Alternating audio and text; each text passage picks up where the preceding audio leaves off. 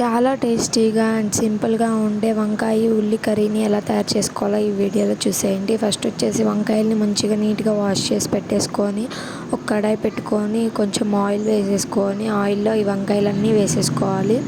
ఒక 2 మినిట్స్ పాటు మూత పెట్టేసి మగ్గించుకోవాలి. ఈలోపు ఒక ప్లేట్లో ఒక మిక్సీ జార్ తీసుకొని 2 ఉల్లిపాయలు, కొంచెం వెల్లుల్లి, అలాగే కొంచెము అల్లం వేసేసుకొని ఒక 2 టేబుల్ స్పూన్స్ కారము, ఉప్పు టేస్ట్కి తగ్గట్టు వేసేసుకొని మిక్సీ చేసి పెట్టుకోవాలి. ఇక ఆ తర్వాత వంకాయల్లో కొంచెం ఉప్పు, కొంచెం పసుపు వేసేసుకొని మగ్గించుకొని తీసి ప్లేట్లో పెట్టుకోవాలి. మనం మిక్సీ చేసుకున్నాం ఆ పేస్ట్ అంతా వంకాయలకు పట్టించేసుకొని అదే కళాయిలో మళ్ళీ తాలింపు అనేది పెట్టేసుకొని ఈ వంకాయలన్నిటినీ వేసేసుకొని ఒక 2 మినిట్స్ పాటు మగ్గించుకున్న తర్వాత మొత్తం మిగిలిన పేస్ట్ కూడా వేసేసుకొని కొంచెము వాటర్ అనేది పోసేసుకొని ఒక 5 మినిట్స్ పాటు ఉడికించుకున్నామంటే చాలా టేస్టీ